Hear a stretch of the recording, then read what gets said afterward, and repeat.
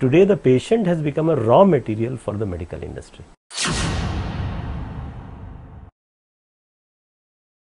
Corporate हॉस्पिटलचं स्वतःला industry म्हणतात, म्हणजे रुग्णसेवा वगैरे तो दूरच राहिली.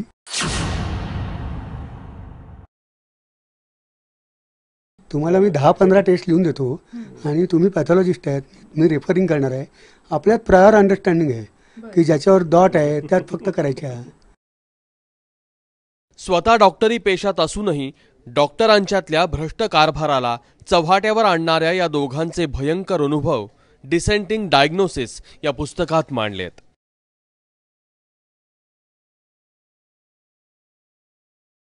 ज्यात वैद्यकीय पेशाच्या वर्दीआड रुग्णांना लुबाडणाऱ्या हव्यासी प्रवृत्तीचा पर्दाफाश करण्यात आलाय. या पुस्तकाचा जन्मही झाला तो अशाच एका सुन्न करणाऱ्या अनुभवातून. काय नाही, माझ्याकडे एक अनमॅरिड प्रेग्नन्सी आली आणि म्हणाली की त्याचे आईवडील भयंकर काळजीत होते आणि आता अनमॅरिड होती आणि प्रेग्नन्सी होती, अबॉर्शन होतं. आणि त्यांनी बरोबर टेस्ट आणली होती, दुसऱ्या एका डॉक्टरकडे गेले होते. त्यांनी प्रेग्नन्सी टेस्ट पॉझिटिव्ह सांगितली होती आणि मी बघितली, पण मी म्हटलं मला बघायला लागेल आणि मी सोनोग्राफी केली आणि शी वॉज नॉट प्रेग्नंट, ती प्रेग्नन्सीच नव्हती. मग म्हणलं त्यांनी ते पण हैराण झाले की मग हे टेस्ट कशी आली. तर नंतर मी जरा विचारणा केली आमच्या लोकांमध्ये की काय असतं. काय नाही म्हणे, जी प्रेग्नन्सी टेस्ट आलेली असते बाई ती काही बरोबर घेऊन जात नाही. एखाद्या दुसऱ्या पेशंटची जी प्रेग्नंट असते आपण टेस्ट करतो, ती बाई टेस्ट किट काही घेऊन जात नाही, ती ठेवून ठेवायची आणि या मुलीला सांगायचं की तुझी प्रेग्नन्सी आहे. म्हणजे खूप सोपा उपाय आहे ना. 6 राज्यांमधल्या 78 डॉक्टरांशी बोलून हे पुस्तक तयार झालंय. गद्रे आणि शुक्ल यांनी या पुस्तकामध्ये सुपर स्पेशालिटी हॉस्पिटलमध्ये सुरू असलेल्या व्यवसायाच्या बाजारीकरणावरही प्रकाश टाकलाय. कार्डिओलॉजीच्या ओपीडीमध्ये समजा 100 लोक आली तर 10 ते 15 लोकांची अँजिओप्लास्टी होणं हे स्वाभाविक आहे, म्हणजे ते गरज आहे आमच्या पुस्तकाप्रमाणे गेलो तर. पण मला एक कार्डिओलॉजिस्ट सांगत होते की त्यांचा एक यंग कॉर्पोरेट हॉस्पिटलमधला साथीदार तो भयंकर फ्रस्ट्रेट होऊन आला. त्यांनी सांगितलं जर या 3 महिन्यामध्ये तुझी 40% गेलं नाही तर तुला आम्ही हाकलून टाकू आणि आम्ही हाकलल्यानंतर तुला कुठे मिळणार नाही. कॉर्पोरेट हॉस्पिटलमधल्या अशा अनेक सुरस कथा तुम्हाला या पुस्तकात वाचायला मिळतील. एका किडनीचा स्टोन सापडलेला होता सोनोग्राफीमध्ये, बारीक स्टोन, त्या पेशंटला त्रास नाही आणि युरोसर्जननी त्याच्या वैद्यकीय ज्ञानाप्रमाणे असा निर्णय घेतला की हा काही करायचं, लक्षच द्यायचं कारण नाही. म्हणजे हा जो बारीक स्टोन आहे त्याच्यासाठी काही करायची गरज नाही आणि म्हणून त्यांनी पेशंट सोडून दिला.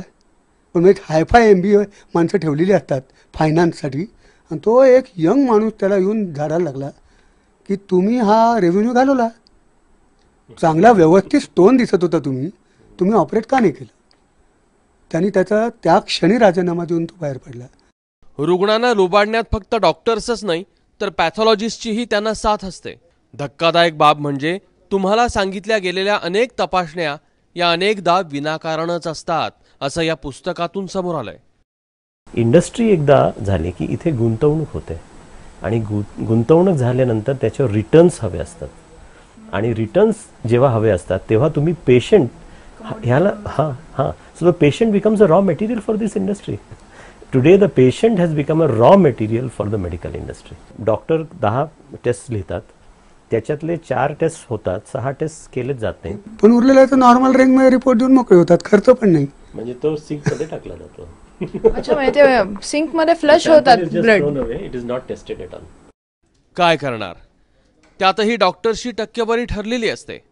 पण कॉर्पोरेट हॉस्पिटलमधला भ्रष्टाचार हा इतका बोकळला आहे की टार्गेट पूर्ण करण्यासाठी मॅनेजमेंट कोणत्याही थराला जाते. सर्जननी असं सांगितलंय की त्यांच्या शहरात एक मोठं कॉर्पोरेट आलं आणि हा 20-30 वर्षाची प्रॅक्टिस आणि त्या कॉर्पोरेट हॉस्पिटलनी मोठी इंडस्ट्रीज आहेत त्या शहरात.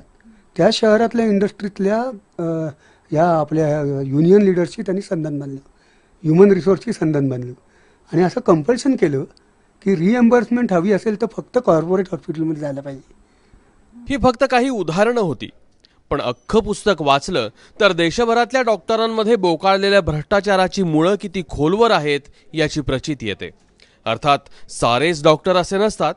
काही डॉक्टर सेवाव्रती आणि आदर्शवादीही असतात, पण त्यांची संख्या दिवसागणिक घटत चालल्याची चिंता हे पुस्तक व्यक्त करतं, जे सर्वात धक्कादायक आहे. हर्षदास वकुळसह ब्युरो रिपोर्ट, ABP माझा, पुणे. डॉक्टरांच्या अशाच गोरखधंद्याची शिक्षा भोगणारे हे आहेत मुलुंडचे चंद्रशेखर कुलकर्णी. वय वर्ष 63. 2012 साली पोटदुखी सुरू झाली. फॅमिली डॉक्टर म्हणाले किडनी स्टोन असेल. मुलुंडच्या सुश्रुषा हॉस्पिटलमध्ये दाखल झाले. तिथल्या डॉक्टरांनी निदान केलं हर्नियाचं आणि त्यानंतर थेट कॅन्सरचं. आणि त्यांनी जेव्हा हे ऑपरेशन केलं तेव्हा कॅन्सरचं जे ऑपरेशन करतात त्याप्रमाणे त्यांनी स्टोमा ठेवला. आणखीन हार्टमॅन सर्जरी केली, म्हणजे तो कॅन्सर आहे असं दाखवण्याकरता. पण सिग्मॉइड कोलन आणखीन जेव्हा कोलोनोस्कॉपीचे जेव्हा टेस्ट झाल्या कॅन्सर करता, तेव्हा दोन्ही याच्यात कॅन्सर नव्हता.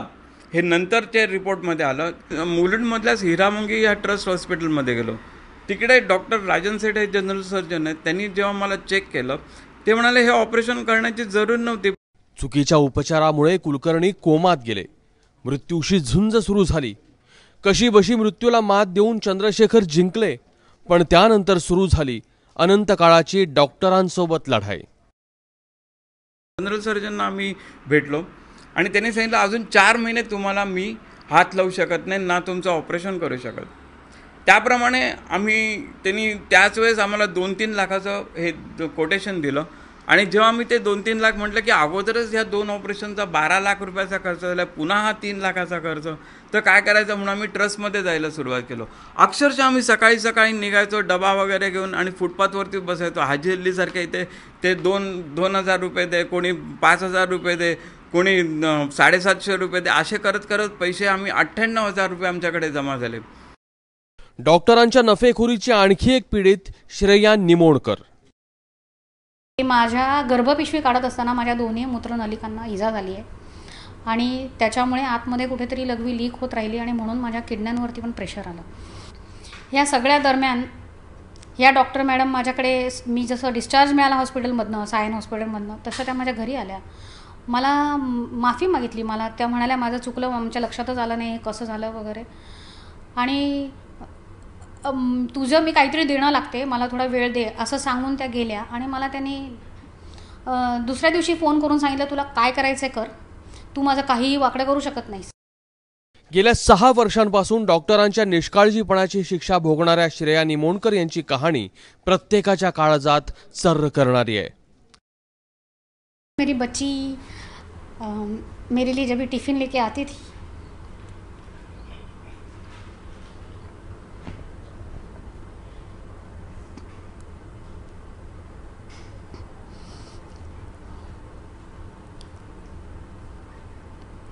मेरे बाल बांध के देती थी, बेड के नीचे न्यूज़पेपर डाल के सोती थी.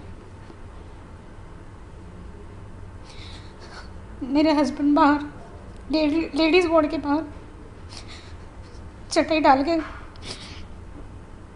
2 महीने इतने खराब गए. मेरा बच्चा मेरे किसी के साथ रह लेता था, उसके पेपर चल रहे थे, पेपर होता था तो वो देखने आता था. मैं बोल नहीं सकती थी, वो आके मेरे सिरहाने बैठ के मुझे बताता था आज मेरा ये पेपर हुआ, आज मैंने ऐसा लिखा. मेरे कुछ पल्ले नहीं पड़ता था, बस आंखें खोल के उसको देखती थी. मुझे मालूम नहीं था, रोज वो आता था तो कल ये आएगा तो मैं रहूंगी की नहीं. पुण्यातल्या रीना पाटकर यांनाही असाच अनुभव आला असता, पण सेकंड ओपिनियननं त्यांना वाचवलं. एक्चुअली क्या हुआ था कि मैं जब 7 मंथ की प्रेग्नेंट होने वाली थी तो मुझे थोड़ा सा पेट में तकलीफ हुआ और मैं उनके पास रात को गई 9 बजे कि मुझे ऐसे तकलीफ हो रहा है. उन्होंने बिना ऐसे टेस्ट किए मुझे बोला कि आप सुबह आ जाओ 6 बजे, आपका एक छोटा सा ऑपरेशन होगा जिसके इतने चार्जेस लगेंगे और उससे ही आप ठीक हो जाओगे और अदरवाइज आपका फ्यूचर में ये मिसकैरेज होने का डर है. फिर मैंने एक सेकंड ओपिनियन अपने डॉक्टर अरुण गद्रे जी से लिया. अगर वो मैं सेकंड ओपिनियन नहीं लेती तो मुझे ये होता कि शायद मेरे बेबी को खतरा भी हो सकता था कि अगर मैंने वो ऑपरेशन करा लिया या मैं डर के भी वो मेरा मिसकैरेज हो सकता था. पुण्यातल्या रीना पाटकर सुदैवी म्हणा किंवा जागरूक म्हणा, त्या बचावल्या. पण असे अनेक रुग्ण आहेत ज्यांना सेकंड चान्स मिळाला नाही, कारण त्यांच्या जीवापेक्षा डॉक्टरांच्या तराजूत पैसा हा वजनी ठरला. गणेश ठाकूर, ABP माझा, मुंबई.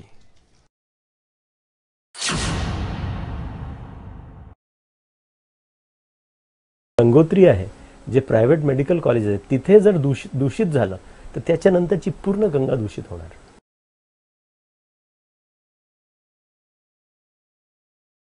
नव्वद 95% डॉक्टर्स अजून चांगले आहेत.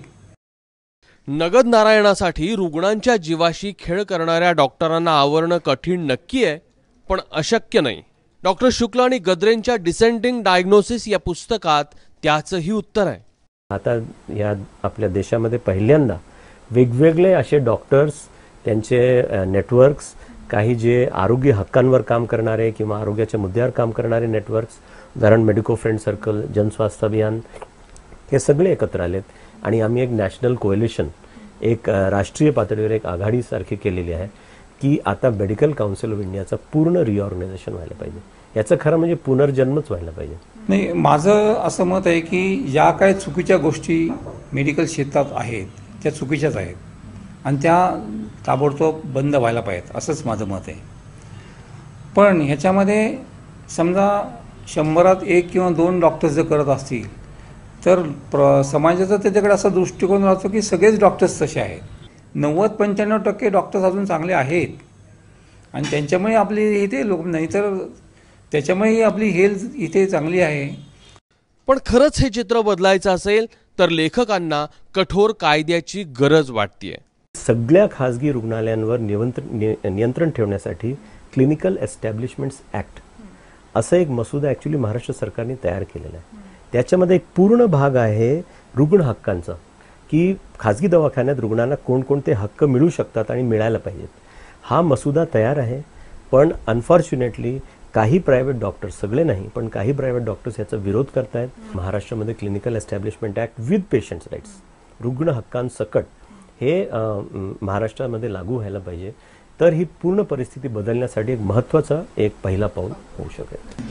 की आता या वैद्यकीय व्यवसायाचं एक प्रकारचं कॉर्पोरेटायझेशन व्हायला लागलेलं आहे आणि ते कॉर्पोरेटायझेशन झाल्यामुळे काय झालंय की त्याच्यामध्ये इन्व्हेस्टर झालेत. म्हणजे आता हा व्यवसाय इव्हन डॉक्टरांच्या कंट्रोलच्या बाहेर जायला लागलेला आहे. डॉक्टर गद्रे आणि डॉक्टर शुक्ल यांच्या या डोळे उघडणाऱ्या पुस्तकाची दखल आता केंद्र, राज्य आणि स्थानिक पातळीवर घेतली गेली आहे.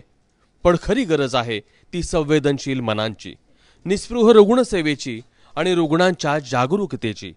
अन्यथा डिसेंटिंग डायग्नोसिसमधली पानं दिवसागणिक वाढतच राहतील. हर्षदास वकुळसह ब्युरो रिपोर्ट, ABP माझा, पुणे.